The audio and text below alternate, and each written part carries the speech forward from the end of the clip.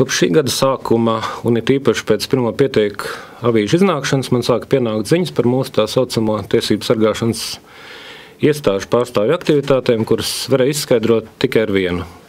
Attiecībā uz mani beidzot ir pieņemts skaidrs un tiešs pasūtījums. Jau vēlāk es noskaidroju, ka šī gada sākumā ir tikusi izveidota neformāla starpresoru darba grupa, piedaloties vairākiem labi zināmiem KNAB, militārās izlūkošanas dienesta, SAB un arī drošības policijas pārstāvjiem.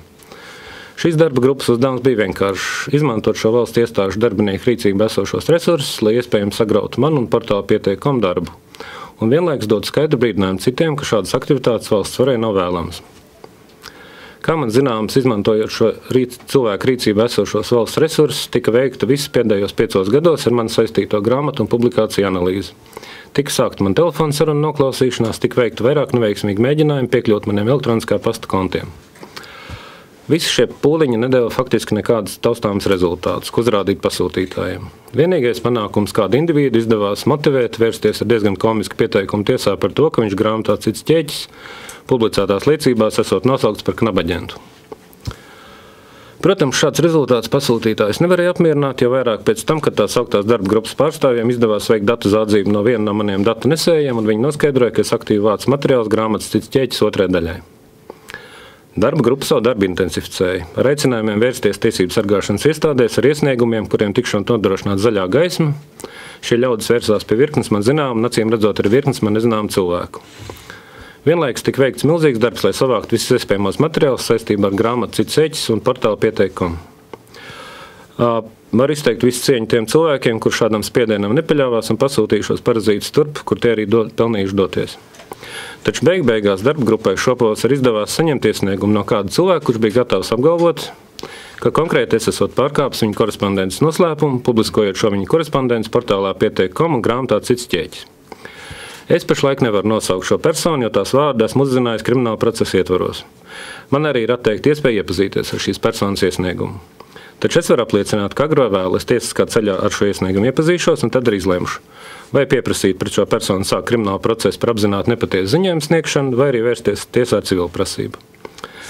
Taču šim iesniegumam, kā jau pēc pasūtījuma tapušam, bija neliels defekts. Ik viens sev cienošs, godīgs tiesību sargāšanas iestāžu darbinieks skaidri saprata gan iesnieguma tapšanas iemesls, gan tā komiskuma un nepamatotību, tāpēc krimināla procesa ilgāku laiku neizdevās ierosināt.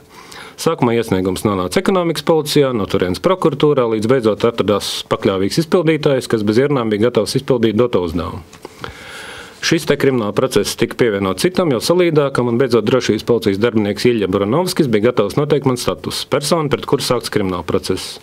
Tas notika vairākus mēnešus pēc iesnieguma tapšanas šā gada jūlijā.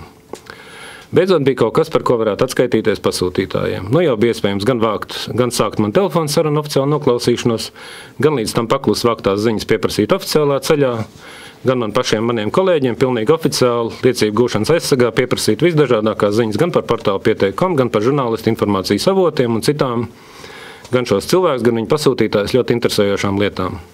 Un pats galvenais bija krimināla process pret konkrētu cilvēku un iespēja pēc brīža man piešķirt jau aizdomās turamā statusu. Pēc sākotnējiem plāniem tas ir paredzēts šonedēļ. Pēc tam šādā statusā noturēt vismaz līdz nākamā gada vēlēšanām, skaidri liekot manīt ne tikai man, bet arī apkārtējiem. Ja labi uzvedīsies procesu, izbeigsim, bet ja nesapratīs, būs par piemēru citiem, kas var notikt arī ar viņiem. Tik tā vispārīgi apsvērumi, bet pāriesim pie konkrētiem faktiem, kuru dēļ es pieļauju, jūs ir esat šeit. Tātad drošības policija ir sākusi pret mani kriminālu procesu pēc krimināla likuma 144. panta par personas korespondences noslēpumu pārkāpšanu, kas fiksēta grāmatā cits ķēķis. Šajā te. Es nevaru atklāt to informāciju, ko minētais drošības policijas darbinieks Ilja Buranovskis man ir izpaudis nopratināšanās, jo pret to es esmu devis parakstu. Taču es varu atklāt to informāciju, ko viņš man izpauda telefoniski, aicinot uz pirmo nopratināšanu. Tātad Ilja Buranovskis paziņoja, drošības policija versija ir tāda. Es esmu nelikumīgi ieguvis datu disku ar kādas personas elektroniskā pasta saraksti, šo sarakstu izlasījis un pēc tam tās noslēpumus izpaudis grāmatā. Pie šīs versijas drošības policija arī turēšoties un, ja es vēloties pierādīt ko citu, lai tik mēģinātu. Patiesībā jau pēc pirmajām 2 nopratināšanām iznākums bija pilnīgi skaidrs. Drošības policijas majors vienkārši velk laiku, lai pasūtītāju uzdevumā krimināla procesa aizsargā iegūtu iespējami daudz ziņu par portālu, tā uzbūve, organizatorisko struktūru, autoriem un tam līdzīgi. Tajā brīdī es sāku patstāvīgi vākt un apkopot informāciju par šo lietu. Tātad šī ir grāmata Cits ķēķis zem likumīgā jumta. Šo grāmatu ir izdevusi man piederošā manas vadītā sieva Baltic Screen, un līdz ar to es uzņemos pilnu atbildību par šo grāmatu.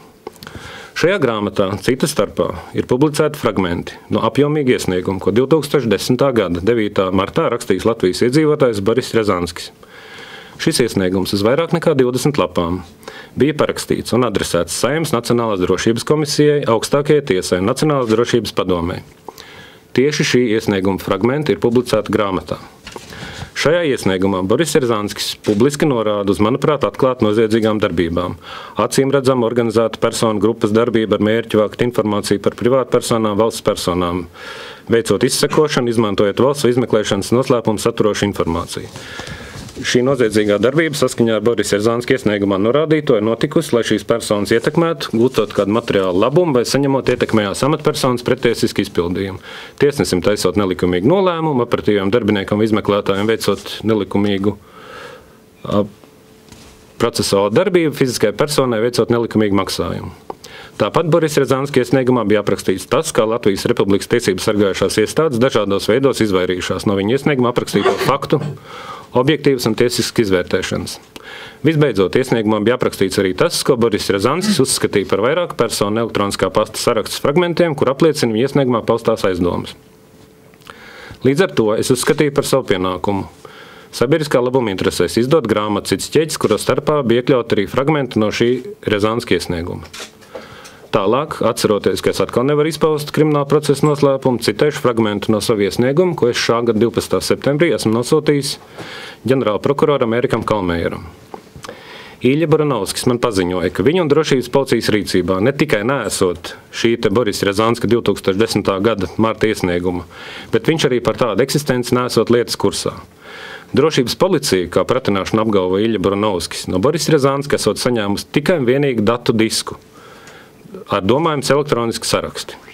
Tāpēc Iljas Baranovska pārliecība, ka minētā krimināla procesa izmeklētājiem esot, ka tieši es esot tas, kurš iepazinies ar minētās personas sarakstu šādā diskā, un tad pārkāpa šīs personas korespondences noslēpumu. Drošības policijas darbinieks Ilja Baranovskis meloja. Un man ir pilnīgi skaidrs, kāpēc šim drošības policijas darbiniekiem nācās melot. Ja izrādītos, ka drošības policijas rīcībā ir šis te iesniegums, nekāds krimināla process nebūtu iespējams. Drošības policija atliktu paņemt grāmatu, paņemt šo te iesniegumu, salīdzināt fragmentus un secināt, ka tas ir viens un tas pats, ka grāmatā ir publicēti fragmenti no iesnieguma. Taču, kā mēs zinām, pasūtījums bija pilnīgi cits. Tāpēc drošības policijai nācās ķerties pie atklāt noziedzīgām darbībām. Šo Boris Rjazanska iesniegumu kā būtisku pierādījumu apzināti noslēpt un izlikties, ka tai par tādu nekas nav zināms. Es varu pierādīt to, ka drošības policija šo iesniegumu noslēpa apzināti, jo tās rīcībā šis iesniegums ir bijis jau vairāk nekā 3 gadus.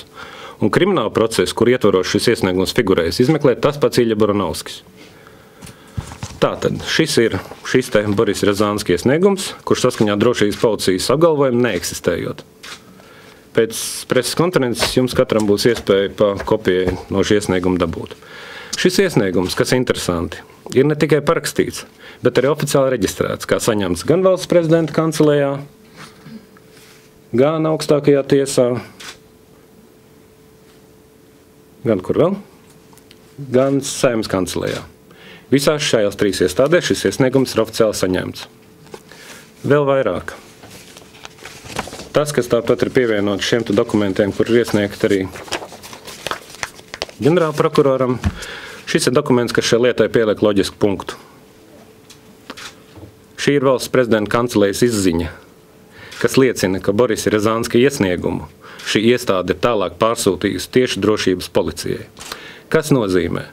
Jau 2010. gadā šis te Boris Rjazanska iesniegums, kurš saskaņā ar drošības policijas apgalvojumiem dabā neeksistējot, viņiem nekādā ziņā nesot pieejams un vispār nepastāvot, viņu rīcībā ir bijis jau 2010. gadā. Tātad pirms 3 gadiem, vairāk kā pirms 3 gadiem. Ko pie tā visu lai piebilst? Kāpēc tas tā notiek? Kas tieši ir pasūtījis to? Es, protams, varu tikai nojaust, taču šā gada 12. septembrī es esmu ar visiem šiem dokumentiem vērsies pie ģenerāla prokurora Erika Olmeiera ar lūgumu pirmām kārtām atstādināt konkrēto drošības policijas darbinieku Ilju Baranovski.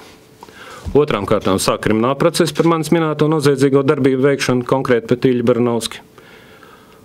Trešām kārtām šī krimināla procesa ietvaros arī noskaidrot, vai Ilja Baranovskis savas noziedzīgās darbības ir veicis apzināti vai citu personu uzdevumā un interesēs, un noskaidro šīs personas.